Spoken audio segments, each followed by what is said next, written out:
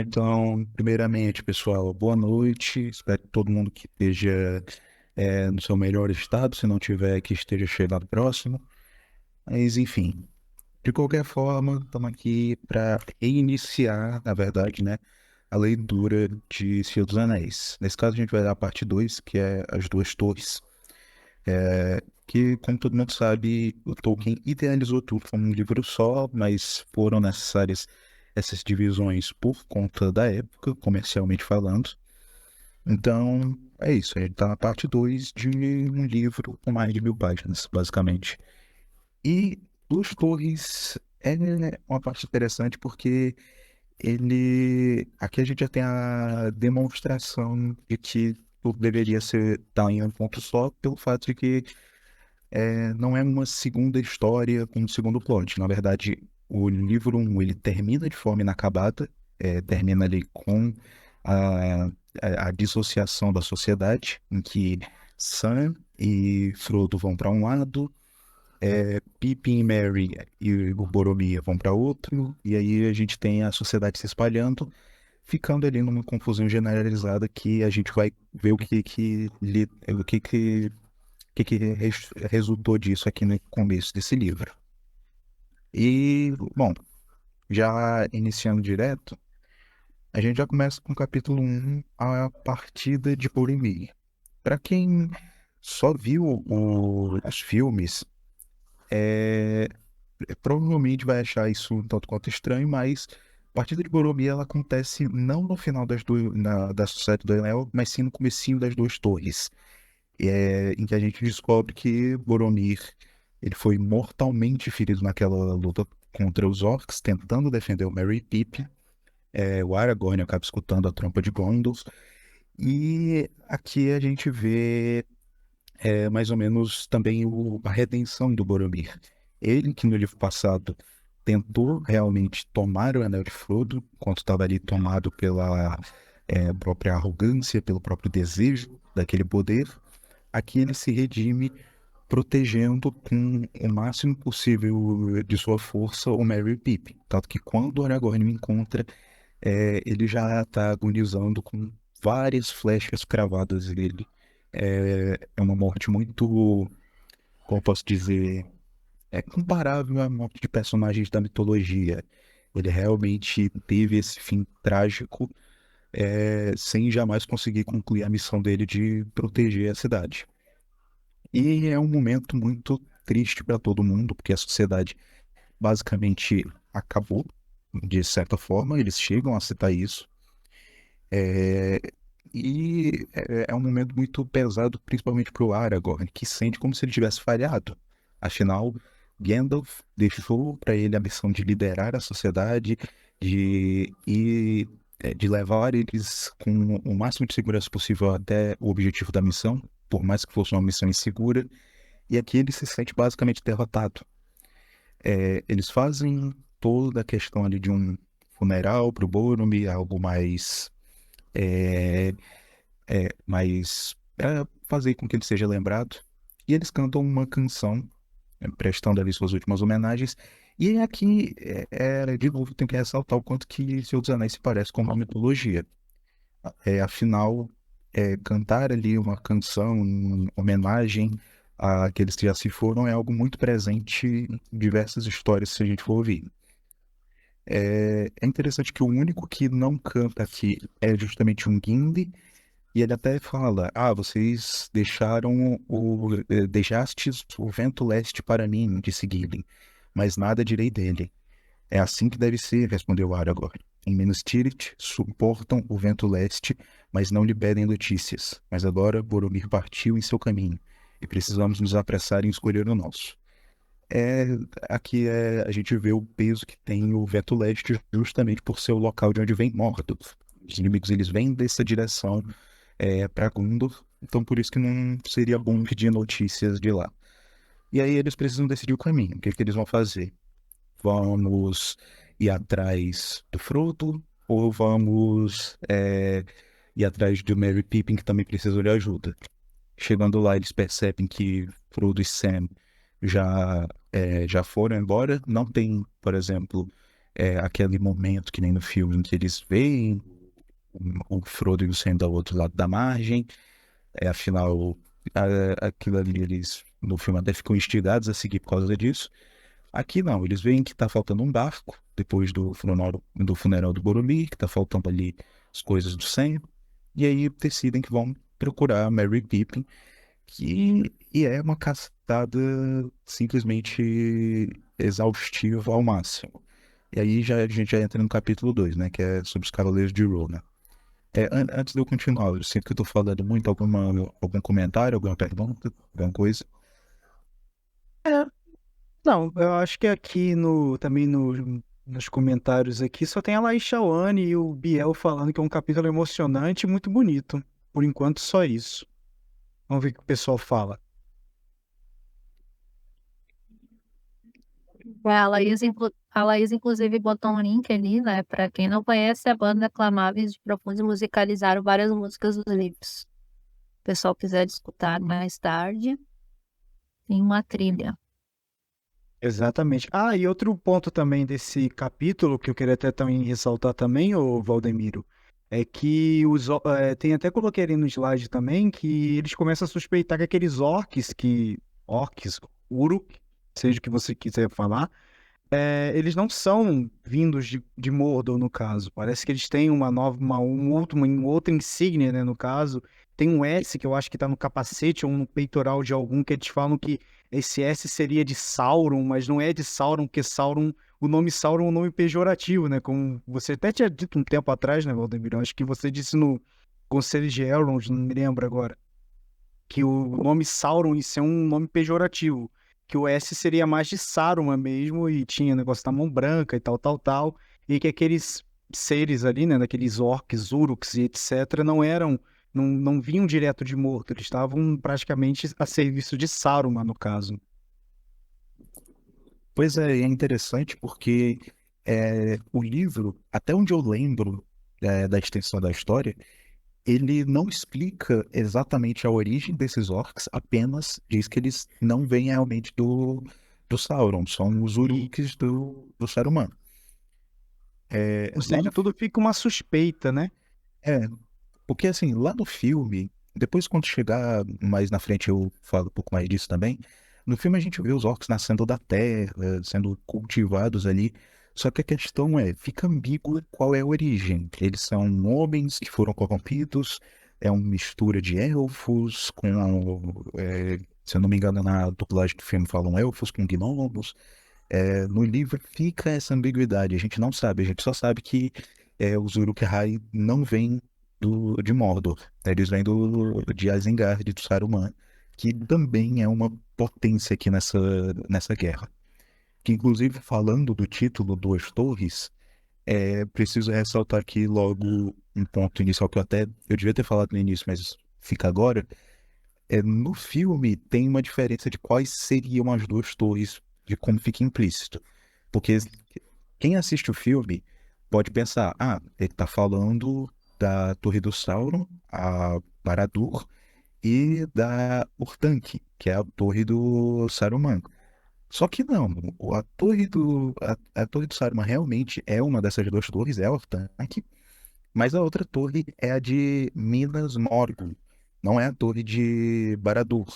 Até porque o próprio Sauron, ele não considerava o Saruman como um igual, e o próprio Saruman não era exatamente ali um aliado, um servo do Sauron. Ele tinha ali seus próprios interesses, por mais que ele tivesse ali alinhado com algumas ideias do Sauron, justamente para não ser atacado, por assim dizer. É engraçado, eu até pegando esse ponto aí agora que você falou, quebrando, desculpa te cortar, que o filme, pelo menos ele mostra que o Saruman é como se fosse quase um lacaio de Sauron, sabe? Não, não é assim que é descrito nos livros. Nos livros você vê claramente que Saruman ele trabalha de forma paralela a Sauron, tentando buscar um anel. Tanto que tem aquela questão dos Nazgûl, que vem ali, atravessam Ais, ele dá meio que uma despistada e tal, e meio que ele tem servos direcionados a ele, e tem briga até entre os orcs, né? Porque lá na frente a gente vai ver, né, que os orcs eles têm uma certa rixa. Se eles mandam para se mandam os pequenininhos, os pequenos Pra Mordor ou se mandam pra Isengard, no caso, né? Pois é, a gente vê isso que enquanto que as forças que são aliadas, eles estão sempre tentando se unir, tentando de alguma forma conseguir superar essa dificuldade com diplomacia entre si, as forças malignas elas não têm uma centralidade. O Saruman, ele tem seus próprios interesses e ele quer conseguir um anel da forma dele, de forma mais sorrateira, é claro, só que porque ele sabe que o Sauron é muito mais forte. Isso daí é algo que precisa ficar estabelecido para todo mundo. O Sauron ele é muito mais forte que qualquer personagem sozinho que esteja do lado do bem, mas e muito mais forte que o Saruman. Mas ele não é realmente esse lacaio que o filme mostra. Que o filme mostra ele como se fosse, sei lá, talvez um general ou alguma coisa assim, mas não. Dá uma alusão basicamente de como era, por exemplo, a relação entre Morgoth e Sauron, lá no comecinho da Primeira Era, né? Que é aquela ideia de que ficava. Como é que era? O começo, antes do primeiro. Antes das árvores, eu acho ainda.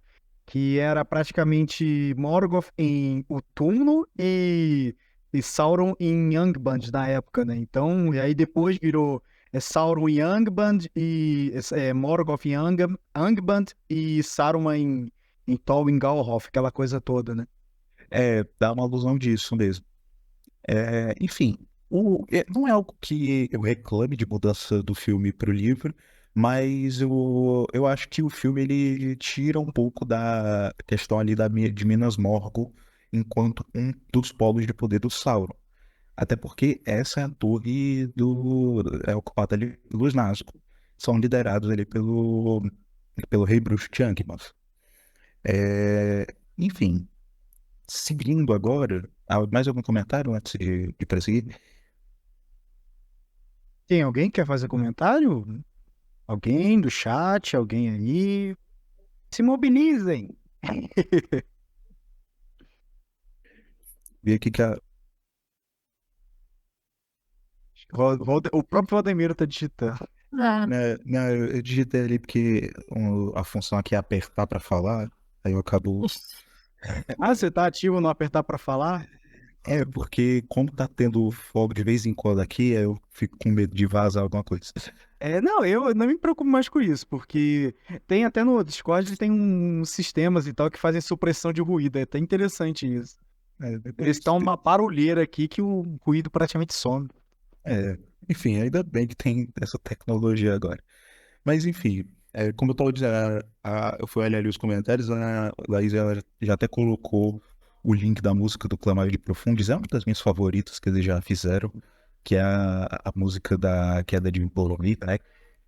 E, enfim, é realmente algo que parece tirado das antigas histórias, que realmente foi feita ali em homenagem a essa grande figura. Boromir, no final, ele morre como um herói, apesar de ter cometido ali o seu erro de tentar tomar o anel e também o erro de ser chato. Porque, assim, Boromir, no começo, ele é um personagem muito antipático, que com o tempo eu vou aprendendo a gostar dele, pelo menos isso aqui já é experiência pessoal. Ele, lá no Conselho de Elrond, ele reclama de tudo, ele desrespeita todo mundo, mas aí chega, por exemplo, no capítulo que eles estão lá em. Poxa, me fugiu agora o nome da montanha que eles escalam. Palavras? Caradhras, pronto. Eles estão ali em Caradhras e é ele quem se oferece para conseguir ali proteger os Hobbits. Enfim, ele se torna um personagem interessante e, em conclusão, eu posso dizer que talvez, de dentro da sociedade, ele seja o personagem mais humano. Porque ele comete ali os seus erros, só que ele realmente tem uma preocupação genuína com o seu povo, com a sociedade. E até mesmo os momentos em que ele é chato, que ele se descontrola, são plausíveis para alguém que está numa situação de crise. Por exemplo, quando ele fica com raiva lá na entrada para. Puxa, tá me fugindo aqui. As Minas de Moria, é isso? Minas de Moura, Minas de Moura. Tava com Minas Tirith na cabeça, mas enfim. Na entrada, quando ele perde a cabeça e acaba irritando ali o vigia do lago, é algo plausível, porque ele quer muito cumprir essa missão, ele quer voltar para a cidade dele, porque é um momento de guerra. Então, é isso. Ele é esse personagem meio chato, que com o tempo eu fui aprendendo a gostar, e que no final eu pelo menos acho que dá para definir ele como um dos personagens mais humanos de toda a obra do Tolkien. Ele não é tão idealizado quanto Aragorn, por exemplo, e ele comete erros plausíveis. Os hobbits Outra, também se encaixam nisso, mas enfim. outra coisa que você estava falando agora sobre o próprio Aragorn, no caso, que no momento da morte de Boromir, no caso, a única pessoa que sabe que Boromir tentou tomar um anel é o próprio Aragorn, porque você viu que Gimli e Legolas estavam nas matas lá de Parthgalen, matando orcs adoidado, no caso, enquanto Boromir estava ali lutando sozinho e ele foi a última pessoa com quem o próprio Aragorn falou. E o livro e o filme também retrata isso, né? Que a última pessoa a se despedir dele foi o próprio Aragorn. O Gimli e o Legolas não chegaram a ver o Boromir praticamente já morto. Eles já viram praticamente morto, né? Não estava mortalmente ferido ainda. Sim, sim, tem isso. E também tem o detalhe que o Aragorn ele não conta, né, pro Gimli e pro Não Boromir conta. a questão do anel. Eles só vão descobrir isso bem mais lá pra frente, se eu não me engano. Aqui já entra na questão da leitura, eu li já há um certo tempo.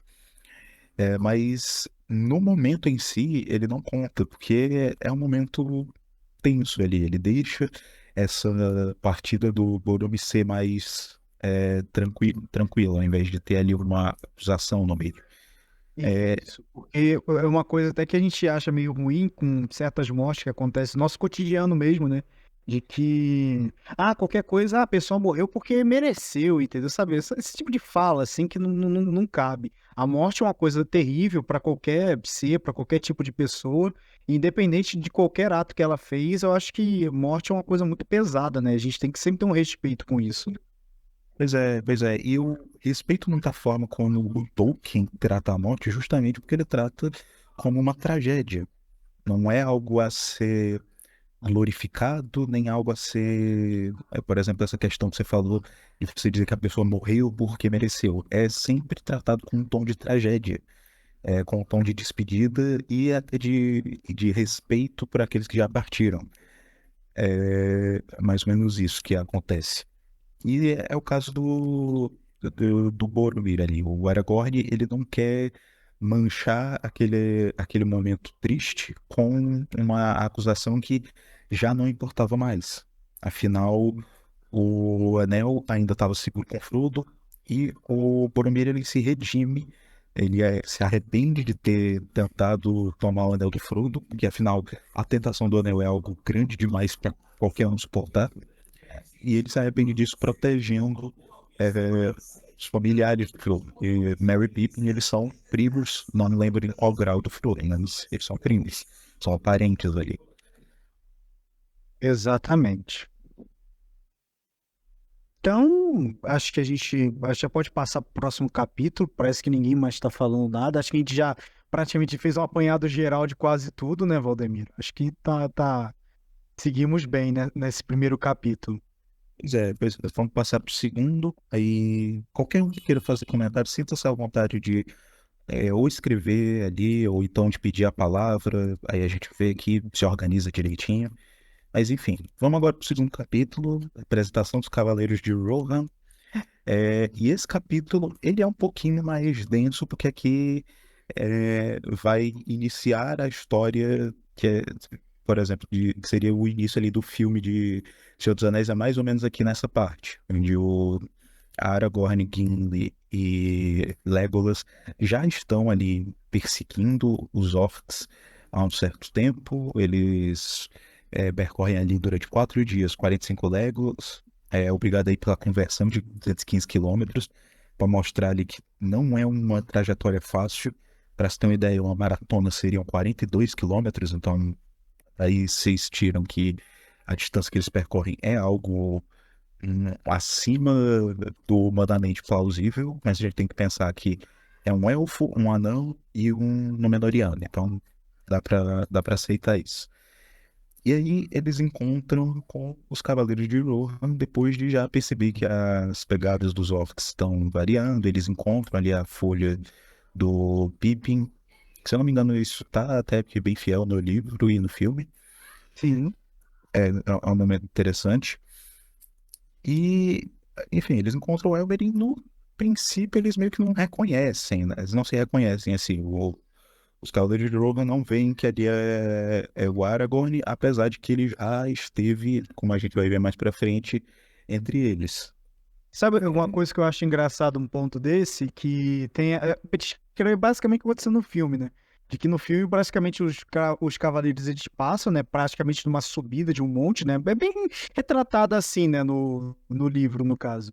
De que eles praticamente estão ali numa pedra, sabe, sentados e tal, esperando eles passarem, e os cavaleiros passam a toda, sabe? Parece que ninguém viu que tinha um elfo, um anão, um homem, ou três pessoas ali naquele canto, e eles passam despercebidos. Só quando o Aragorn faz um sinal, fala um Uauê aqui, eu tô aqui, ó, aí eles vêm e retornam. Pra você ver que o poder desses mantos élficos e tal, o poder que tem nesses presentes, né, que os elfos de Lothlórien deram pra eles é bem poderoso, né, sobre as outras mentes, né? Pois é aquela coisa, podem não ser, sei lá, tipo, mantos que tornam invisível, que nem o daquela menina da Caverna do Dragão, mas eles servem para ocultar os inimigos, para deixar eles passarem desapercebidos, por assim dizer. Exatamente, e acho que isso depende muito da pessoa, né? Tipo assim, depende das intenções que as pessoas têm. Talvez na intenção deles de ir para uma guerra, guerrear, matar e etc., pode ter feito eles serem ocultados da visão e etc., né? Pois é, enfim, eu até gosto bastante de como foi retratado isso no filme, que a gente só vê o efeito disso, se eu não me engano, quando o Sam ele leva uma queda um pouquinho mais pra frente no filme, daí o Frodo oculta eles com um manto, pra quem tá olhando de fora fica parecendo uma pedra. É, enfim, eu achei interessante o efeito que foi usado ali pra dar esse ar de ocultamento. Mas enfim, ainda creio que eu... Basicamente é isso. Então a gente tá falando aí, você tá falando sobre Elmer, no caso, que pelo que eu me lembro, o título dele, ele é o terceiro marechal da marca, né, no caso dos cavaleiros, né? Acho que esse é o título dele, né, no caso. Que acho que a marca tem, no caso, o rei, né, que é o próprio rei Théoden, que é o senhor dos cavalos e tal. E dentro da marca acho que tem marechais que cuidam de determinados pontos de Rohan, no caso. Acho que são três ou quatro, não me lembro agora qual é a quantidade que tem nesse ponto. Mas eu também não me recordo. Mas enfim, é interessante agora a história passando por Rohan, porque a gente já tinha tido algumas notícias, tipo, Gandalf já havia passado por Rohan, levado ali o Scadufax, não é? E, enfim, aparentemente o rei não havia ficado muito feliz com isso. Porque quando o Scadufax retorna, ele é um cavalo diferente, ele tá mais arisco, tá mais inquieto, por assim dizer. E existem ali alguns boatos também sobre Iroha. E até tem aqui o diálogo, né? Vou ler essa parte aqui nesse parágrafo lá íntegro, porque eu achei interessante. Estive entre eles, respondeu Aragorn. São ativos e voluntariosos, porém fiéis, generosos em pensamento e ação, audazes, mas não cruéis, sábios, mas incultos, pois não escrevem livros e se encantam muitas canções, à maneira dos filhos dos homens antes dos anos sombrios. Mas não sei o que ocorreu aqui ultimamente e nem com que disposição podem agora estar os Orohirrim entre o traidor Saruman e a ameaça de Sauron. Por muito tempo foram amigos do povo de Gondor, apesar de não serem aparentados. E aí o Aragorn conta um pouco disso. Aqui ele não fala, mas Gandalf falou de um rumor de que pagam um tributo a Mordor de seguida. Não creio nisso mais do que creio em Boromir, respondeu Aragorn. Logo saberás a verdade, disse Legolas, já se aproximam. É um pouquinho antes do encontro. É interessante como o Aragorn está descrevendo ali o povo de Rohan, mostrando que é um povo que, apesar de diferente de Gondor, que apesar de eles não serem aparentados, como está escrito aqui, eles são grandes aliados, eles são soldados fiéis, generosos em pensamento, eles não são cruéis, e isso daqui é um detalhe muito importante, um pouquinho mais para frente, quando a gente chegar nos capítulos em alguns capítulos futuros. Essa passagem aqui é bom ser recordada. Os Cavaleiros de Rohan, eles são audazes, mas não cruéis. E tem toda a questão deles não escreverem livros e se encantarem muitas canções, que já remonta ali à tradição antiga, aquela tradição mais oral do que escrita que muitos povos no nosso mundo têm até hoje. Tem muitas histórias, muitas lendas que foram transmitidas não por texto escrito, e sim pelo costume de você falar para as pessoas. E aqui, no caso, eles transmitem através de canções. O que é interessante, considerando o mundo de Tolkien, para quem lembra o que acontece lá no Silmarillion. Que o mundo ele é criado através de músicas. A música tem uma importância muito grande aqui na Terra-média. É um ponto que eu pessoalmente acho muito interessante. Outro ponto até no meio de você está falando aí é que tem um cavaleiro, né, no caso lá de quando estão comentando lá, né, o próprio Aragorn conversando ali com o Elmer e tal, falando sobre a questão dos Uruks que foram mortos e tal, e ele ficou perguntando, você viu pequenos hobbits, pequenininhos, não seriam nada diferente de crianças aos seus olhos e etc. E tem um cavaleiro que quando ele fala em hobbits, em criaturas pequenas e tal, ele meio que gargalha e tal, e acha que o pessoal tá acreditando em coisas de crianças, sabe, em história para crianças. Pra você ver que os Cavaleiros de Rohan, eles não tinham uma noção de como era o mundo em forma geral, né? Tipo assim, uma questão da Terra-média inteira, de criaturas que existiam além disso. Porque os hobbits em si, naquela parte mais ao sul, né, da Terra-média, eles eram praticamente desconhecidos. Tanto que em Mordor em si, não sabiam da existência de hobbits, nem quem morava ali nas redondezas, que provavelmente foram interrogados, né? Nessa jornada que os Nazgûl fizeram, né? Então você vê que basicamente dá praticamente de Valfenda ali para baixo, ali daquela região ali de Bri para baixo, praticamente ninguém sabe da existência do povo pequeno, né? É interessante isso, imaginar de que para alguns povos é apenas história para criança, né?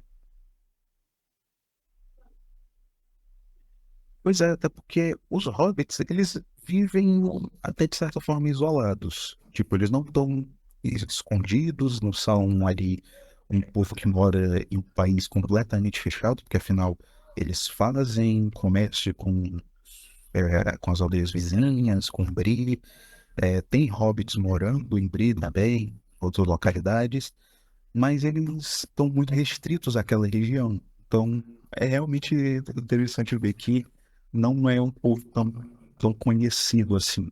É, no capítulo da semana que vem, a gente vai ver mais outro personagem muito interessante comentando sobre essa questão dos hobbits também. Mas, enfim, isso também entra naquela fala do Aragorn, né? Eles são sábios, porém incultos, ou seja, eles são sábios, mas ao mesmo tempo eles estão ali meio que isolados dentro do país, os Cavaleiros de Rohan. E, enfim, ao mesmo tempo, Rohan, nesse ponto a gente percebe que é o país que mais corre riscos nessa situação, porque ao mesmo tempo que tem que lidar com a ameaça do Sauron de um lado, tem a ameaça do traidor Saruman do outro. E aí eles estão basicamente ali no fogo cruzado, precisam se defender de alguma forma. Enfim, aqui o Elmer ele conta um pouco sobre o que acontece, entrega os cavalos para o Aragorn e o Legolas e o Gimli. O Gimli até parece que nem fica com vontade de subir nos cavalos, ele não quer subir na garupa, por assim dizer. E a partir daí, nossos três amigos eles vão procurar pelo Merry e pelo Pippin. Nisso, eles acabam na borda da floresta de Fangorn. Guardem esse nome, muito importante.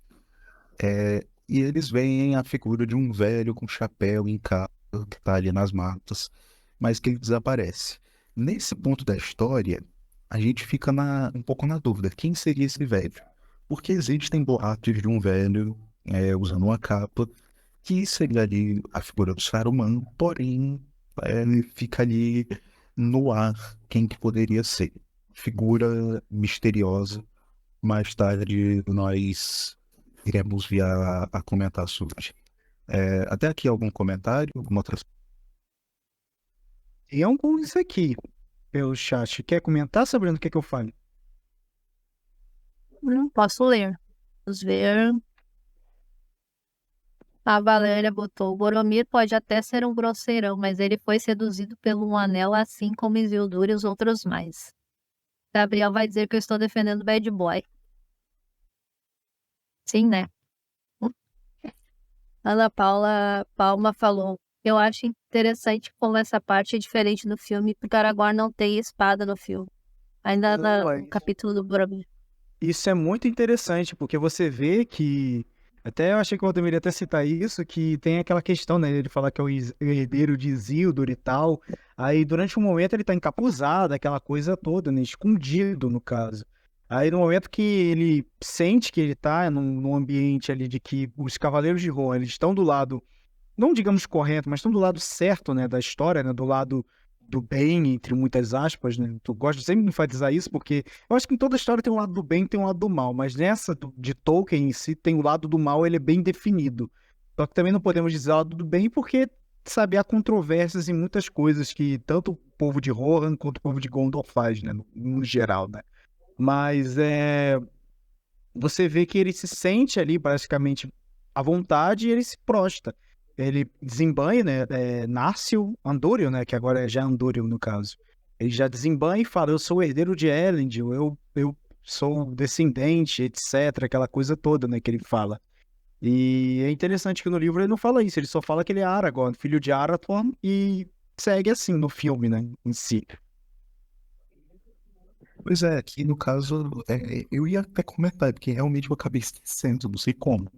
Mas tem esse detalhe mesmo, que o Aragorn ele tá oculto e quando ele se levanta todo mundo fica até impressionado, porque é algo comum da descrição do Tolkien dos Númenóreanos de que eles são grandiosos, são pessoas de figura muito marcante, por assim dizer. E ali quando ele tá, como ele tá com a Andúril, que é a Narsil reforjada, meio que já prova que ele é o herdeiro de Isildur. Mas eu acho que essa mudança tem a ver também com a forma como o personagem do Aragorn é escrito no filme, que ele é colocado ali de uma forma diferente.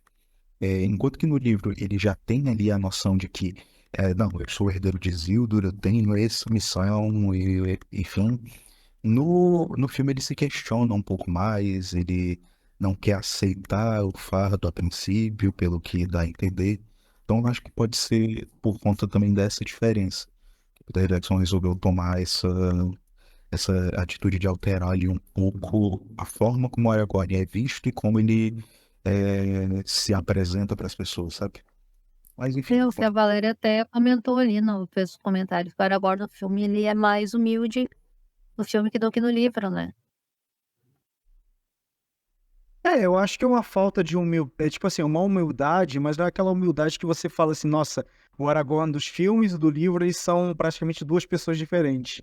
Você vê uma humildade, você vê uma humildade maior do Aragorn no filme, só que o do livro, ele é humilde até certo ponto. Quando ele tem que se prostrar como um líder, como um rei regresso, no caso, ele se prostra. Mas no momento que ele tem que ajudar, ele tem que acolher, ele tem que conversar de igual para igual, ele se prostra igual, entendeu? Então, é bem interessante isso, essa pegada que Tolkien coloca no meio do livro e o paralelo com os filmes. pois é, porque no livro ele passa muito aquela impressão de ser o rei ideal, por assim dizer. Ele tem ali opa, eu aqui um fogo de artifício, mas enfim, o Aragorn ele tem aquele orgulho de ser um rei, quando ele, como você mesmo disse, Wallace, que ele, quando ele precisa aparecer como um rei, ele aparece ali com toda sua pomposidade, por assim dizer, mas ele é, ao mesmo tempo, preocupado com seus companheiros, ele está sempre ali tentando se esforçar ao máximo pelo seu povo. Então é essa figura de rei mais idealizada, sabe? É interessante. Enquanto que no filme, ele é alguém que precisa aceitar o seu destino. Aqui ele meio que já aceitou que vai ser rei e ele está meio que trabalhando essa forma dele se tornar alguém que é necessário ao final de tudo. Exatamente. E tanto que no filme, ele praticamente, pelo que eu reparei, né?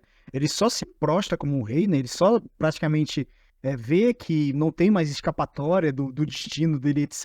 Lá no Retorno do Rei, quando eles estão lá no caminho lá esqueci o nome agora o caminho lá dos mortos, eu esqueci o nome agora. Ele só mostra esse caminho, sabe? O filme dá essa ideia. Só que no livro a gente vê que isso já vem numa construção desde Valfenda, né, no caso.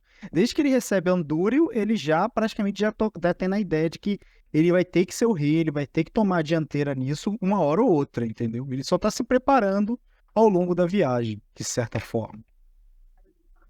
Pois é, tanto é que quando, isso voltando aqui a alguns capítulos, quando o Gandalf acaba caindo lá em Moria, o Aragorn, ele assume a liderança, e a gente pode enxergar isso de duas formas. No livro, a gente pode enxergar como ele, ali sendo a figura central daquela equipe, ele se coloca como líder, porque eventualmente ele vai ter que liderar todos os exércitos de uma nação como um rei. Enquanto que no filme a gente pode ver como alguém que está aceitando um fardo que foi deixado para ele, muito por obrigação também. Então são duas formas ali de você mostrar um rei sendo construído. É um rei que já tem consciência de que ele precisa fazer aquilo, e um rei que está relutante. Ele está aprendendo, mas ele está ainda ele não se sente exatamente no trono, por assim dizer. Ele ainda não se enxerga como essa figura real. Enfim, é interessante. Exatamente. Basicamente, olhando assim, né, os comentários aqui, tem um comentário da Laís Shawane que você quer ler, Sabrina? É só pra gente terminar, porque o próximo capítulo vai ser aquele do antiácido, né? São os orcs, Sim. novamente. Aquele bom. Eu acho que é a respeito da invisibilidade, né, que vocês estavam debatendo antes. Mas ela que comentou, mas o Aragorn tinha os poderes de invisibilidade ali porque em a sociedade, no Pônei Saltitante, quando o Passo Largo está no cantinho escuro, ele só se revela quando ele quer. Isso também acontece em Valfenda. Acho que é Frodo ou Bilbo que não percebem ele escondido também. Eu acho que essa questão do poder de invisibilidade seria mais uma habilidade dele, né? Uma habilidade que ele talvez tenha conseguido com os elfos ou com os próprios caminheiros, né, do norte, os próprios rangers, né? Provavelmente, mas um poder é uma questão um pouco mais, sabe, mais mágica, digamos assim. Eu acho que é mais uma habilidade dele de se esconder em cantos escuros, né? Mas a questão é essa, porque, por exemplo, Legolas, ele é um elfo, então ele provavelmente ele tem essa habilidade. Só que o Gimli não, o Gimli ele é um anão. Então, eu acho que naquele momento daquela pedra ali, no momento da pedra, né, que os cavaleiros passaram batido, eu acho que foi muito mais os mantos de invisibilidade do que qualquer outra coisa, no caso, né? E o manto de invisibilidade, não. Perdão.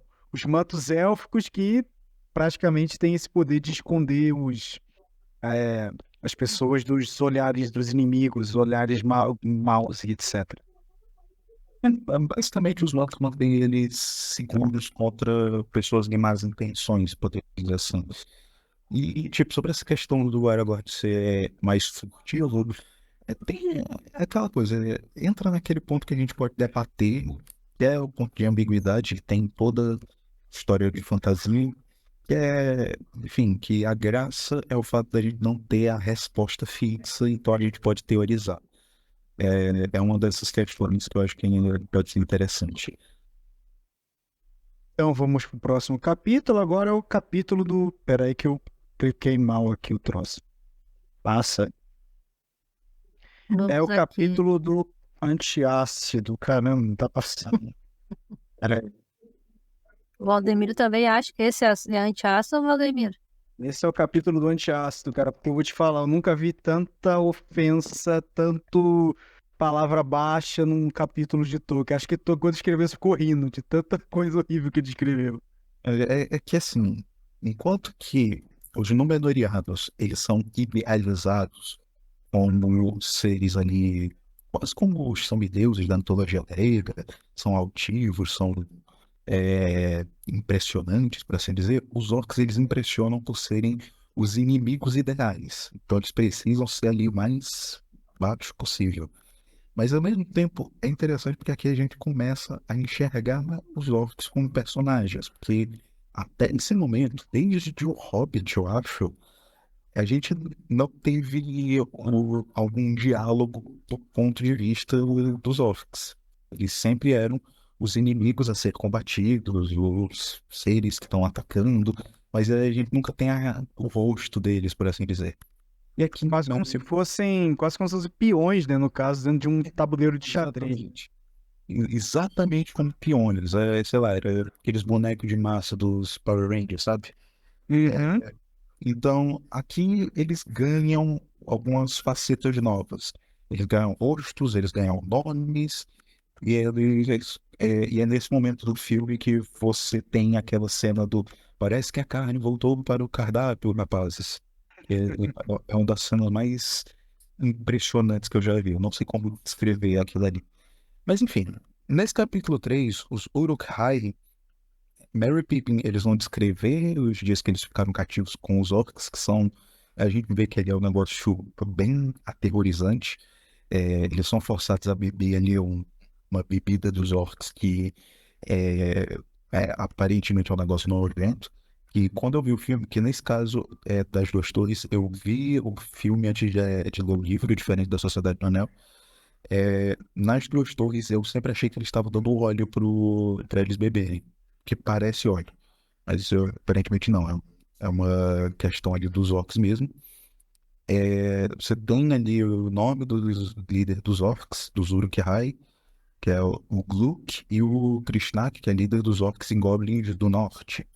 E aí eles têm ali seus próprios conflitos, suas próprias discussões, e a gente vê que eles não são meramente os bonecos de massa que a Rita Repulsa mandava para tentar atacar os Power Rangers. Aqui eles têm certos níveis de respeito uns pelos outros, a gente vê que tem ali uma certa liga para os elfos que vêm de Mordor com os elfos que vêm de Isengard, e enfim, a gente vê essas diferenças. Uma questão, até pegando aqui com você sobre essa questão dos Uruks, que pera aí, passou um carro aqui. É uma questão que eu achei interessante dos Uruks, no caso, e dos Orcs no geral, né? De que eles têm a própria medicina deles, se você for olhar, né? Eles têm esse licor que dá um fulgor e tal, aquela coisa toda. Tem uma massa que eles passam, acho que na cabeça de Merry, lá no finalzinho, não sei se de Merry ou de Pippin, que eles passam nele, em um deles, no caso, e meio que cicatriza. Só que o próprio Tolkien diz que aquela marca nunca mais saiu da cabeça dele, ou seja, é uma medicina, só que é uma medicina rústica, ou seja, deixa sequelas e etc. Mesmo que seja uma sequela de uma marca, mas afinal é uma sequela, né? Falando assim. Sim, sim, é interessante. Eles têm ali sua própria medicina, eles têm sua própria cultura, sua própria língua. Isso daí é outro detalhe que eu acho muito interessante. Eles não falam exatamente as mesmas línguas. E isso acaba enriquecendo um pouco esse lado dos vilões. Por mais que a gente não tenha tanto trabalho em cima dos orcs, porque afinal, como o Tolkien ele estava querendo fazer uma história um pouco mais bem definida de bem contra o mal, os orcs eles sempre vão ser os inimigos ideais. Mas é interessante a gente ver que eles têm uma certa profundidade, que existe ali um resquício de consciência. Porque se eles fossem meramente bonecos de massa da Rita Repulsa, não, as atitudes deles não teriam tanto peso assim, pelo menos na minha opinião. O fato de serem seres conscientes com seus próprios costumes, língua e até sua própria medicina, faz com que o fato deles estarem ali ao lado de Sauron e de Saruman se torne uma escolha mais pessoal. Então, é algo que eu acho interessante nesse ponto. Enriquece um pouco a narrativa. Exatamente. É, acho que o pessoal, acho que acabou a festa aqui. Você acabou o jogo já? Acabou o jogo, Rodrigo? Eu não sei dizer, deixa eu ver. Eu acho que acabou, não tenho certeza. É porque eu tô vendo que tem muito carro passando aqui, etc. Acho que agora acabou o jogo e o pessoal tá indo pra casa. Enfim, vamos voltar pro assunto, só pra dar aquela quebrada mesmo.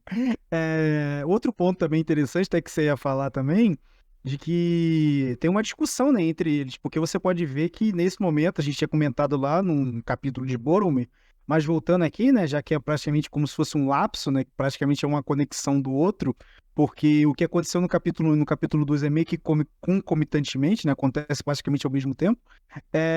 Eles discutem, né, lá naquele momento inicial, se eles vão levar os orcs para Isengard ou para Lugbrutz, né? Que é o Barad-dûr na língua deles, né? Eles não, acho que não chamam de Barad, eles devem chamar de um outro nome, Luke Brutus, não sei se é assim que se pronuncia, mas deve ser um nome não menos pejorativo, né? Porque complicado que as línguas que a gente coloca, né, a língua comum, né, de tudo que é dito em élfico, Sindarin, geralmente retrata tudo que tem em Mordor e etc. com um termo pejorativo, tipo, é a Torre Negra, a Torre Sombria, sabe, uma coisa assim bem... Não é ruim, tipo assim, uma palavra feia, mas digamos assim, é uma coisa um pouco meio que descreve aquilo como se fosse um lugar bom, entendeu? E eles têm a sua própria palavra para os lugares. Sim, é interessante. De novo, aquela questão de enriquecer a história, porque afinal, Mordor não é uma região pequena, é um país, basicamente. E ele vai ter ali suas divisões, e os habitantes desse país, que são os orcs, vão ter ali seus próprios nomes, do mesmo jeito que a gente vai ter os nomes para as nossas regiões, que vão ser diferentes em outros locais. Então é algo interessante.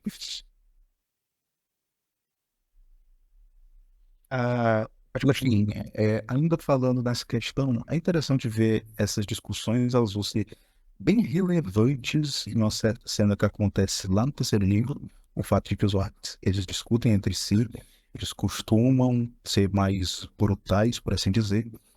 E aí, continuando o capítulo, é, Snaga, visto um batedor dos Rohirrim, aqui eu vou ler primeiros pontos de slide, né? Mas o deixa escapar, que acaba sendo um erro. Os orcs apertam o passo e as discussões aumentam. Merry e Pippin são maltratados e obrigados a correr, mostrando ali que os orcs eles não têm muito apreço pelos prisioneiros, eles só querem concluir a missão. A missão é que levem os pequenos, mas eles nem sabem o porquê e nem sabem quais os objetivos do Sauron ou do Sauron com eles. Até que, E, e um outro ponto também, só para concluir sobre essa questão de eles serem maltratados, né, começarem a correr, que tem um ponto lá no nosso capítulo dos Cavaleiros de Rohan que fala que o Aragorn ele viu alguma coisa que parecia ser pegadas de hobbits, mas ele não tinha certeza porque estavam basicamente em cima outras pegadas e tal, aquela bagunça, né, de um monte de pegadas e tal de seres correndo. Então, você vê que esse é um ponto também, que a história meio que fez uma conexão entre o que o Aragorn rastreou e o que efetivamente aconteceu, né, naquele momento em si. sim, sim, porque esses capítulos, eles não são separados por tempo, eles são separados por geografia, basicamente. E, na verdade, o livro inteiro das duas torres, ele é mais separado por geografia do que por tempo, se a gente for parar para anotar. Tanto o livro 3 quanto o livro 4, mas isso a gente fala um pouquinho mais para frente. É, e no caso desses capítulos, a gente começa a ver isso. É algo interessante mesmo. Até porque os Rohirrim, quando eles encontram Aragorn, Legolas e Gimli, eles já haviam derrotado os orcs. A gente só não sabia o destino que tinha acontecido com Merry e Pippin. E aqui a gente está vendo o que aconteceu com eles. E aí o que acaba sendo interessante. Os orcs eles são interceptados, então, pelos Rohirrim, agora conectando com o que foi dito anteriormente. O Gluck tenta proteger os hobbits enquanto o Grishnak tenta encontrar um anel, e esse aqui é um ponto que eu acho interessante. O Merry e o Pippin aqui eles demonstram uma coragem e uma certa tenacidade que no filme eu acho que fica um pouco oculta em certas cenas, porque no filme eles são usados muito como alívio cômico também. Mas aqui o Merry e o Pippin eles percebem que é uma situação que envolve o fato de um anel. A descrição que os orcs receberam foi basicamente de que um dos pequenos estava com um anel e aí eles decidem fingir que realmente está com eles, justamente para ajudar ali a demanda do Frodo. Então, Essa parte foi bem engraçada, né? Porque tem até, acho que é o Pippin que faz tipo um Gollum, meu precioso, sabe? Uma sim. coisa assim, é muito engraçado. E isso aí, ao mesmo tempo que é engraçado, foi um toque de é, esperteza do Pimpin muito genial, porque a gente já tem informação que Gollum ficou trancado lá em Mordor durante um período que a gente não sabe o que aconteceu com ele. Então, e os orcs soubessem que alguém que estava relacionado a esse objeto tivesse como posso dizer, esse tique nervoso de ficar falando Gollum, Gollum, isso já cria ali uma dúvida na cabeça dos orcs. Poxa, será que é disso que se trata? Então, é algo muito interessante. Eu gosto muito do personagem do Merry e do Pippin por causa disso. Apesar deles serem os alívios cômicos em muitas situações, até mesmo no livro, nesse momento, eles são personagens que estão ali ajudando na narrativa, na forma como eles podem. Eles não são, Exatamente. tipo, eles podem não ser os mais fortes ou até mesmo os mais sábios, mas eles sabem o que fazer nas horas de crise. Isso acho que é um negócio que eu acho muito admirável quando você escreve personagem de alívio cômico, porque tem muito personagem de alívio cômico por aí, não vou citar nomes, só que eles só servem para fazer piada e ser idiotas, e isso acaba tirando o brilho do personagem, porque ao invés dele ser um suporte a mais para a história, ele se torna um incômodo que está me impedindo de ver aquilo que é interessante. Enquanto que o Merry e o Pippin, não. Eles têm os seus momentos de fazer graça, mas isso é um pouco mais acentuado no filme do que no livro, mas eles estão ali sempre que preciso alguma ajuda. No próprio filme é o Merry, se eu não me engano, que dá a indicação que eles precisam ir para a Balsa de Quequeburgo. No livro isso é diferente, mas também o Merry e o Pippin eles estavam ali ajudando, cada um à sua maneira, enfim.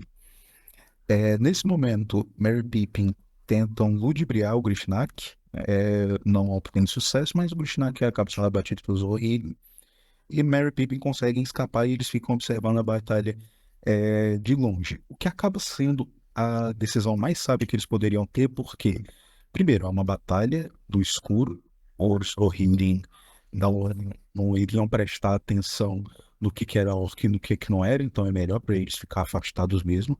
É aquela coisa, se não vai ajudar, não atrapalhe. É bem essa frase. Se tu quer ajudar, mano, dá atrapalho, exatamente. Mais ou menos isso. Então, melhor observar de longe e, ao mesmo tempo, o Merry e o Pippin não sabem quem são os Rohirrim. Eles não têm conhecimento disso da mesma forma que os Rohirrim não sabem o que são hobbits. Então, é aquela coisa, se é para lidar com desconhecido, melhor ficar quieto, observar o que acontece e ver qual é a melhor saída.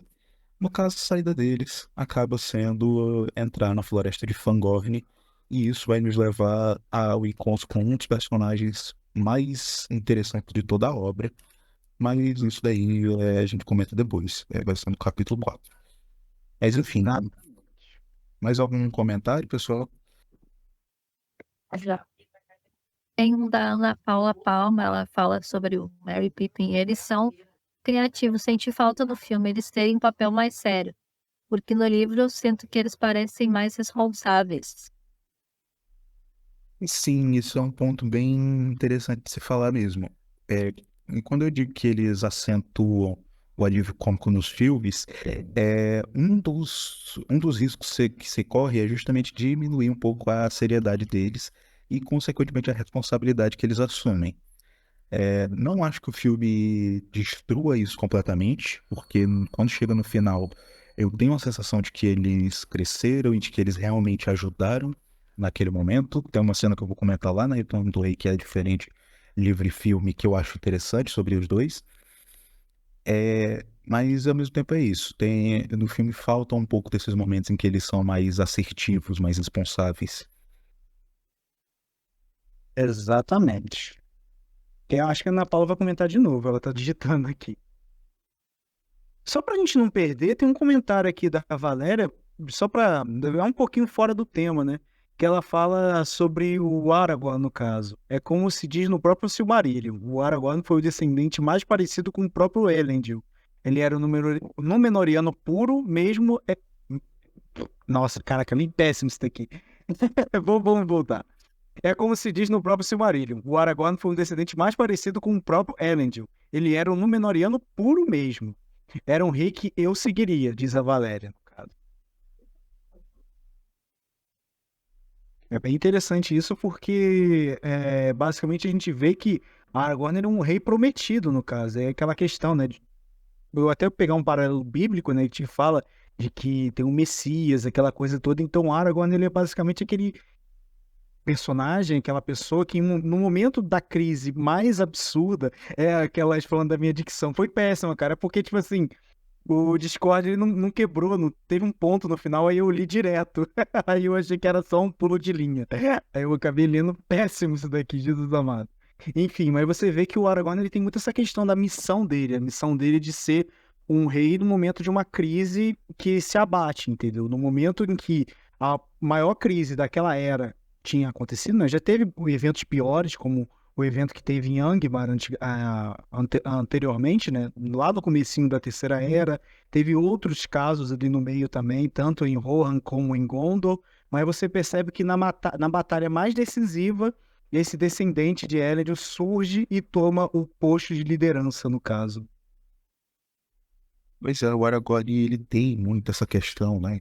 Como você disse, dá para fazer um paralelo com a Bíblia, com o descendente do rei Davi, que virá no salvar, que seria o Messias.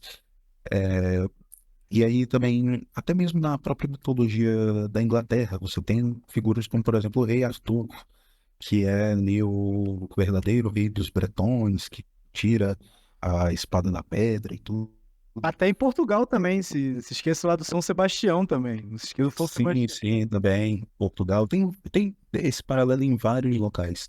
Tipo, o rei que foi profetizado é algo que muitas culturas acaba sendo permeado em muitas culturas, e o Tolkien ele faz esse paralelo com o Aragorn de forma bem interessante. Ele é o Númenóreano puro, descendente do Elendil mais parecido com ele. Então é algo muito bom. Exatamente. Mais algum comentário? Tem esse da Fé Souza aqui. Quer comentar, ô Sabrina? Violei só um pouquinho. Tá. Gosto do Merry e Pippin porque, apesar de ter um alívio cômico neles, não são o tipo que faz atrapalhada e vira fardo pro resto do grupo. Com exceção de Moria, acho. Ah, falando daquela cena do poço lá em Moria. Cara, a cena do poço, eu vou até comentar que essa questão da cena do poço, que ela praticamente não existiu, né? Vamos combinar aqui.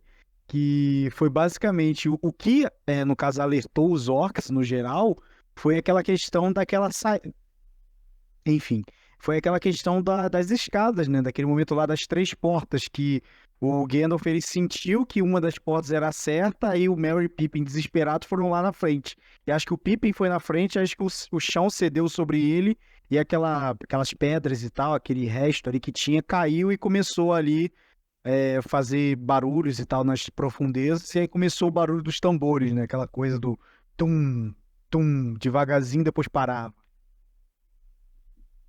Pois é, né? Enfim, o Mary Pippin, eles têm ali seus momentos de trabalhado, mas eles realmente não são fados. E Moria é um caso específico, mas ele, ao mesmo tempo, eu acho que o filme, ele deu um pouquinho mais de... Ele deixou eles mais atrapalhados nesse momento, porque no filme... Porque pra começar, no filme, Merry e Pippin eles estão jogando pedra ali no lago, enquanto o Gandalf tá pensando como é que abre a porta. Tipo, eles estão ali brincando no momento, em um local um tanto quanto indevido, e é isso, eles ficarem jogando essas pedras que atrai o vigia do lago.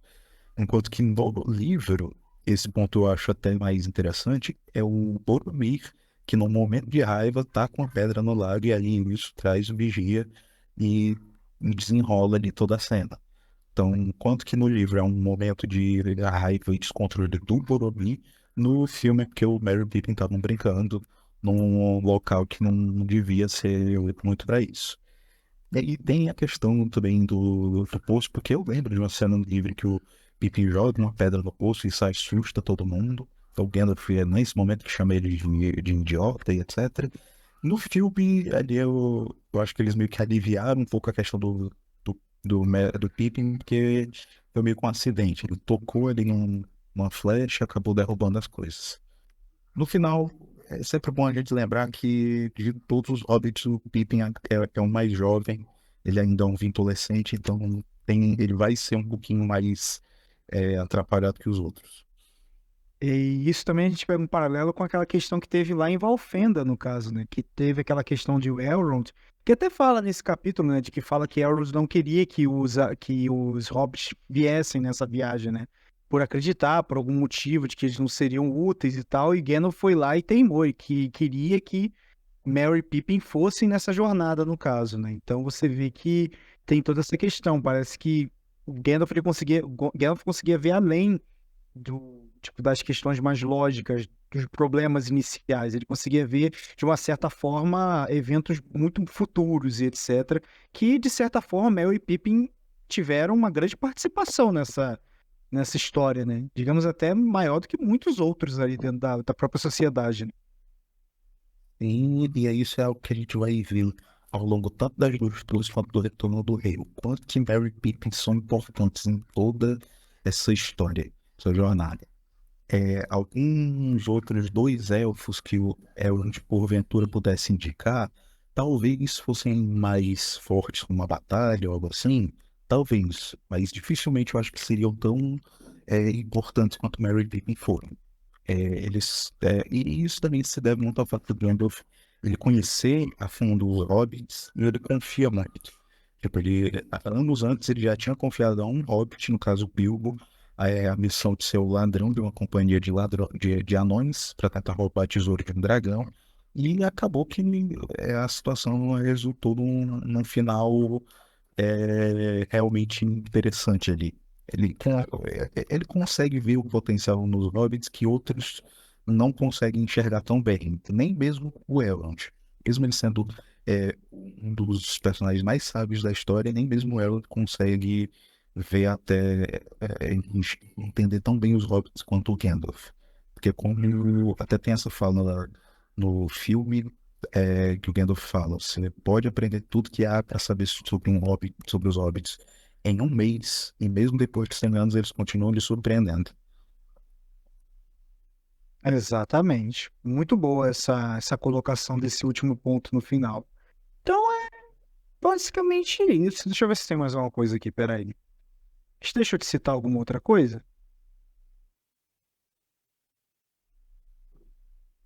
Deixa eu te citar alguma outra coisa, Vladimir. Eu acho que não, acho que é isso, basicamente. São os capítulos iniciais das duas torres. Aqui a gente basicamente tem uma finalização do que aconteceu lá na Sociedade do Anel para iniciar uma nova jornada. E aqui a situação, o livro ele não vai mais ser tão cronológico quanto era a Sociedade do Anel. Na Sociedade do Anel a gente vê que as coisas acontecem é, numa forma linear, a gente está acompanhando o Frodo do início ao fim, enquanto que aqui as coisas se dividem de um jeito mais geográfico. Então, o Tolkien ele utiliza uma técnica que eu, pelo menos, conheci essa técnica lendo o One Piece, que vamos separar o grupo para que cada parte do grupo comece a entender uma parte daquele mundo, e aí a gente vai ter a história completa para os leitores. Então, Frodo e Sam vão para um lado, Aragorn, Gimli e Legolas vão para outro, e aí você tem o Merry e Pippin como um terceiro núcleo. Cada um está numa região diferente, cada um vai enxergar eventos diferentes, e nisso nós, como leitores, vamos poder acompanhar tudo num livro que está dividido de uma forma mais geográfica que cronológica. Isso eu achei interessante do que foi tomado. E aí, falando da questão livro versus filme, que sempre é bom a gente comentar, tem sim algumas diferenças. Eu acho que a principal é o fato de que no filme, o funeral do Boromir, além de não ter a canção com a letra do livro, que eu compreendo até, por questão de tempo ali, ele acontece no final da Sociedade do Anel, o funeral do Boromir, ao invés de no começo das duas torres. Eu acho que isso daí foi até uma decisão acertada do Peter Jackson, porque talvez no cinema ficasse um tanto quanto estranho você ter o personagem ali somente para ter uma cena e imediatamente ele morrer no segundo filme. Exatamente. É, Exatamente. enquanto que no livro é algo mais direto, tipo, em teoria, pra gente, assim que terminou de ler ali o capítulo em que a sociedade se divide, a gente já vai ler o capítulo que o Boromir morre e a gente vê o funeral dele. É pra ser algo mais direto. No filme, não. O filme teria que esperar ali mais ou menos um ano, não sei quanto tempo se passou entre o lançamento dos filmes, e aí ficaria estranho. Você vai chamar um ator pra fazer a cena, ele vai aparecer só ali no começo e imediatamente vai morrer. Fica esquisito. Não, em parte isso também vai acontecer dentro das próprias duas torres, né? Não vamos também fazer um Sim. spoiler lá do final, que tem uns capítulos lá pro finalzinho do quarto livro, né? De que, além de serem no livro lá, né, nas duas torres, aqueles eventos aconteceram nas duas torres, eles vão acontecer só no Retorno do Rei, né? Tem essa questão também. Sim, sim. E eu acho que essas decisões são mais pro formato da história. Infelizmente, não tem como fazer uma adaptação 100% letra por letra de um livro para o filme, porque são mídias diferentes que vão ter suas próprias técnicas. É claro que tem algumas mudanças que não fazem tanto sentido, mas tem algumas que dá para entender. Uma cena que foi encaixada aqui, outra ali, para dar uma fluidez um pouco melhor para a história. Enfim, também. Agora eu vou entrar em contradição com você. Uma cena do filme que. Acho que é nas duas torres que acontece, né? Aquela questão do anel indo pra Osgiliath. Aquilo ali na minha opinião. Ali já entra naquelas cenas que eu digo que, poxa, poderiam ter adaptado mais fielmente. Tipo, não quer dizer. Certeza. É aquela coisa, quando eu falo disso, de serem mídias diferentes, não quer dizer que eu não quero que tenha fidelidade. Precisa ter um certo respeito pelo texto original, mas tem algumas coisas que dá pra entender o porquê da modificação. Como, por exemplo, a presença da cena da morte de Boromir no final da Sociedade do Anel, até pra gente ter uma conclusão ali um pouco mais impactante, por assim dizer. E um pouco mais conclusiva também. E aí, então, a gente tem agora a questão da diferença dos Cavaleiros de Rohan do livro pro filme. Não tem tanta coisa, mas a forma como eles se apresentam ali, com Aragorn, Legolas e Gimli, que no filme a gente vê um Aragorn um pouco mais humilde, um pouco mais, como posso dizer, um pouco menos orgulhoso, na verdade, menos pomposo enquanto rei, e ele não se esconde tanto quanto no livro. No livro é até um tanto engraçado a forma como ele fica ali todo coberto, até que ele aparece como aquela figura gloriosa, que, enfim. Mas aí É isso. alguém gostaria de fazer algum comentário? Tá, a Valéria tá pedindo fala ali, eu vou dar pra ela ver que ela quer comentar.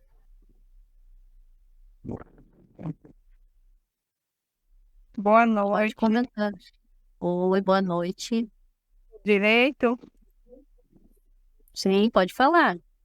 Gente, não é querendo passar pano para o Peter Jackson, mas tem os erros, sim. Tem muitas coisas que eu não concordo, muitas adaptações que ele fez para o filme que eu não concordo, mas no geral eu acho que ele fez um ótimo trabalho. Ganhou 17 Oscars e sem nenhum palavrão, sem nenhuma cena de sexo. Então, eu acho que ele foi à frente do seu tempo e foi o melhor para os Seus Anéis, né? Na minha opinião, porque preservou a obra de Tolkien a certo ponto, né? Porque a gente tem um exemplo aí da série, né? Que não é muito legal. Apesar de eu nem ter assistido e eu não sou hater, pelo amor de Deus, não vamos pensar isso, mas eu acho que o trabalho dele acho que é excelente. Sim, sim, Valéria. Até falando sobre essa questão com você mesmo, que quando a gente faz, tipo, o Valdemiro, o Evandro, etc., todo mundo aqui, né? Você também faz, que a pessoa faz, a Laís Shawane, a Sabrina, etc. Quando a gente faz uma comparação filme-livro, é bem naquela questão de que a gente não. Dependendo do livro, dependendo de como a história foi contada, a gente não tá mais ou menos dizendo que um é melhor do que o outro. É mais aquela questão da diferença. Mas em si, como você falou, o Peter Jackson ele merece praticamente todas as salvas de toda a comunidade Tolkien hoje em dia. Tem gente que odeia o Peter Jackson, da comunidade no caso, por motivos, sabe, baixos. Falar que o Hobbit foi adaptado mal, fez um absurdo com o Hobbit, mas você tem que reconhecer que o trabalho que ele fez com O Senhor dos Anéis, com o livro em si, transformando aquilo numa adaptação cinematográfica, foi algo fenomenal, cara, sinceramente, porque você teve um atrativo, né? Você atraiu uma comunidade que estava ou retraída ou que nem conhecia as obras de Tolkien, então você despertou aquele pessoal e atraiu mais eles para esse tema, que depois foi se ramificando para outros lugares e tal. Você abriu uma indústria, né, para aquela questão da alta fantasia, aquela questão toda de filmes de fantasia, filmes medievais e etc., que até pouco tempo não existia. Tinha, sei lá, alguma adaptação com Coração Valente e alguns outros filmes mais tratando uma história mais humana, né, uma história mais real, mas não aquela coisa de orcs, monstros e etc., entendeu? Então, você vê que Peter Jackson ele escancarou a porta, assim, do universo da fantasia, né, dessa fantasia que o Tolkien explora. Ele escancarou isso para pro universo cinematográfico, né? Só para dizer. Pois é, que falando um pouco sobre Peter Jackson também, tipo, tem ali um ponto ou outro que eu não concordo da forma como ele adaptou, mas a gente tem que concordar que existe um mundo antes dos filmes de Senhor dos Anéis e um mundo depois, pelo menos na mídia de fantasia. Não tem como comparar os filmes de fantasia dos anos 90, dos anos 80, com os que vieram ali por volta dos anos 2000. A gente vê que é por causa do Peter Jackson e de Senhor dos Anéis que esse gênero de filmes foi ganhando popularidade e foi ganhando respeito. Porque antes, filme de fantasia era automaticamente visto como um filme que deveria ser infantil, que não valeria muito a pena o investimento, porque afinal, para fazer todos aqueles efeitos se gasta muito. Então, e muitos estúdios eles preferem jogar no seguro, por assim dizer. Ou Peter Jackson conseguiu ali uma revolução e acabou sendo, sei lá, o raio atingiu o lugar certo na hora certa. Ele tinha tecnologia suficiente para fazer aquela adaptação e estava na mão de pessoas que realmente se importavam com a obra. Você tinha ali o próprio ator que faz Sauron, o Christopher Lee, não é? Se eu não me engano. Ele foi ele chegou a conhecer o próprio Tolkien. Inclusive, Tolkien disse que ele poderia interpretar o Gandalf em uma adaptação. Acabou que ele interpretou o Saruman, mas mesmo assim, é interessante. Então, E o Tolkien dar permissão de alguma coisa é complicado, né? porque Mas eu acho que ele foi convencido pelo próprio Peter Jackson. Ele falou assim, cara, tu não tem cara de mocinho, tu tem cara de vilão, cara. Ele bem é cara de Saruman mesmo, mas ia pra cruz. Exatamente. tanto que o Saruman não é o único vilão que ele fez. Ele fez o Conde Tucano, lá, Star Wars, enfim. Tem todo É um ator incrível. Até, enfim, tem até uma cena no futuro que depois eu comento isso, que ele alterou no roteiro porque ela não fazia sentido com a realidade. E o Peter Jackson aceitou E porque, enfim. Depois eu acho interessante desses filmes que os filmes do Senhor dos Anéis, apesar de toda a tecnologia que tem agora, tu olhar esses filmes agora, eles não são atemporais, eles não envelhecem. É porque também ali foi usado muito o efeito prático. O efeito prático, ele envelhece melhor do que CGI. Se a gente for pegar o CGI que era usado ali em 2007, hoje em dia já dá para perceber que ele não se compara com algumas outras coisas. Não se compara É com o efeito verdade. prático. Eu até vou falar com você que tem poucas cenas do Senhor dos Anéis que me dão um certo, sabe, aquela coisa, caraca, mano, tá velho, sabe? Tipo assim, aquela cena Eles usaram muito pouco CGI. quando o portão de Mordor, o portão negro, né, abre, você vê aquele clarão lá atrás e aqueles cavalos, quando você sente ali um certo mal-estar, né? Você fala, caraca, mano, isso é um efeito muito baixo, tá ligado? E óbvio, Aí é detalhe também, né? é um detalhe de tecnologia que a gente repara, mas, tipo assim, alguns fragmentos da obra você repara o envelhecimento, mas no contexto geral, você realmente, como a Sabrina falou, é bem atemporal mesmo. Sim, É, sim. E No final, tem outras questões, perdão, interromper. Tem outras questões, tem uns detalhes que a gente consegue perceber que o Peter Jackson amava o Senhor dos Anéis, ou ama, né? Aquela cena do Aragorn na casa de Curo em Gondor, por exemplo, aquela cena da Batalha de Pelennor, em que Theoden vai ali na frente, o cavalo dele dá pra ver que é branco, que tem um mas dá destaque só, dos outros. só Mas cuidado outros com, detalhes que só cuidado com spoiler, viu, pessoal? Só Exatamente. Cuidado com só spoiler. cuidado. Ah, então cuidar o que os comentários. Mas Não se empolga. tem uns detalhezinhos que tem no filme que quem lê o livro sabe que é mínimos detalhes para fazer uma referência ao livro, mas que não necessita de uma explicação muito longa no filme. Ah, porque disso e de aquilo. E também, assim, eu não tenho nenhuma crítica a nenhuma obra do Tolkien que eu já li, porque o homem era professor em Oxford, foi na Primeira Guerra Mundial, teve um filho que foi na Segunda Guerra. Então, o que que eu tenho para criticar de uma pessoa dessa? Eu tenho que admirar e outras coisas, igual o transtorno pós-traumático do Frodo, o suicídio de Denethor. Então, ele trata todos esses temas, acho que atemporais para a época dele, né? Com certeza. Com certeza. Sim, o Senhor dos Anéis é um clássico, inquestionavelmente, assim. É o que é estudado até em escolas, então, enfim, é um negócio interessante. E apesar de todas as críticas que o Christopher Tolkien, filho do Tolkien, fez aos filmes, porque ele realmente não gostou muito, eu ainda acho que são das melhores adaptações para cinema de um livro que já existiram, tanto dos anteriores quanto dos posteriores. É difícil você encontrar alguma coisa que tenha sido tão bem adaptada quanto O Senhor dos Anéis. Os únicos que eu coloco assim no mesmo nível de adaptação, não de história, seriam ali talvez os Jogos Vorazes, porque ele é bem fiel, o livro, em relação ao filme, e O Poderoso Chefão, porque o filme consegue ser melhor do que o livro. É um dos raros casos que isso acontece. Mas aqui é só um comentário mais aleatório. Eu acho que era isso para a reunião de hoje, né? Próxima reunião, a gente já vai estar falando dos capítulos 4 e 5, de Duas Torres. É isso que está no cronograma.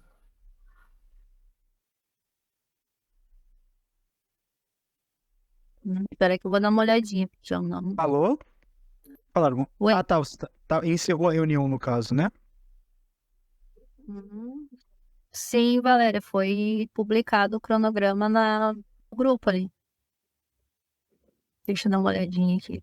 Eu acho que eu tenho salvo. Acho que é 4 e 5 no dia 11 de novembro. Tá até no slide ali, eu acho, já. Ah, sim, 4 e 5, 11 de novembro, tá correto. Bom, então, próxima reunião, os capítulos que alguém falei serão Bárbaro e o Cavaleiro Branco. Capítulos bem interessantes. O capítulo do Bárbaro, se não me engano, ele é bem longo. Ele anda umas 40 e poucas páginas, se eu não me engano. Depois eu confiro ali. Mas é muito interessante. E o Cavaleiro Branco, que é um dos melhores capítulos dessa primeira parte das duas todas, pelo menos para mim, pelo que eu lembro, né? Ainda vou reler para ver se ele permanece nessa posição, mas eu lembro de ter gostado bastante desse capítulo quando eu li.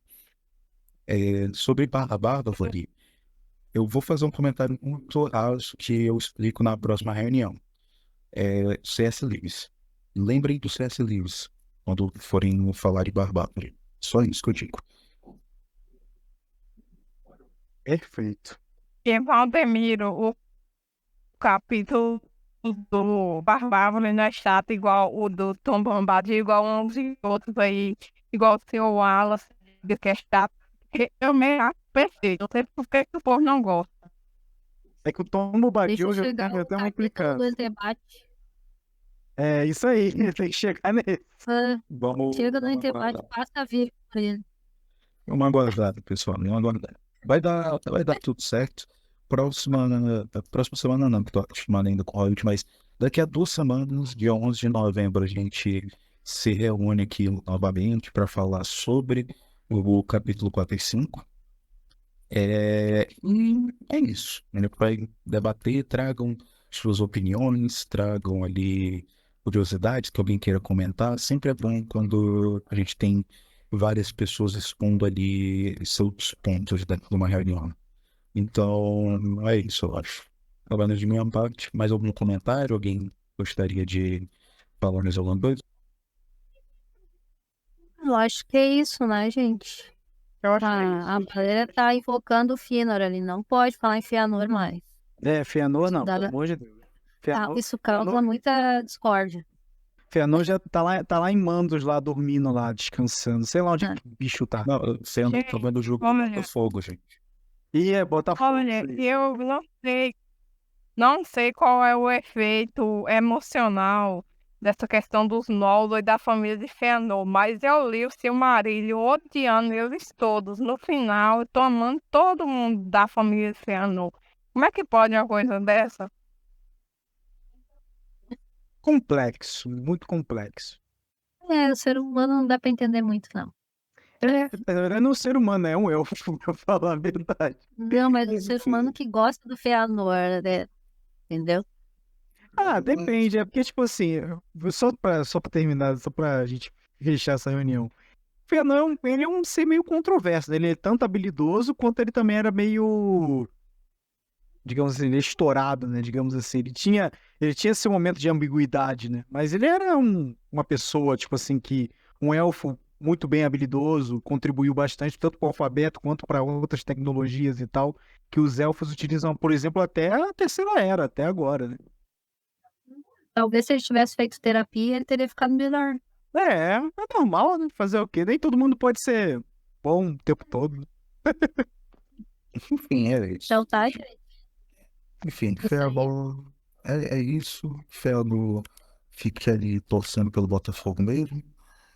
Aí. E é isso. Daqui a 2 semanas a gente se revê. Qualquer comentário que vocês queiram fazer no grupo tá liberado pelo menos até esse ponto do capítulo. Seria interessante a gente evitar spoilers. Não, até porque eu não tenho ciência assim de quais pessoas já leram até esse ponto dos livros, quem está conhecendo agora, quem está relendo. Mas é interessante a gente restringir esse ponto até onde a gente já leu, tá? Questão de spoiler, pelo menos deem um aviso de que é spoilers, em letras grandes, pessoal. Não adianta você dar o spoiler no finalzinho e escrever lá, isso daqui é spoiler, porque eu já vi gente fazendo isso em outros lugares. Mas é isso, basicamente. Deem um aviso, falem no privado se for conveniente, mas até esse ponto da leitura podem comentar livremente. É isso. Por mim, por enquanto é boa noite, até o futuro, todo mundo aqui fique bem, e é isso. Até o Então, a gente agradece a todos. Muito obrigada a presença de todos hoje. Nos vemos daqui a 2 semanas. Tchauzinho.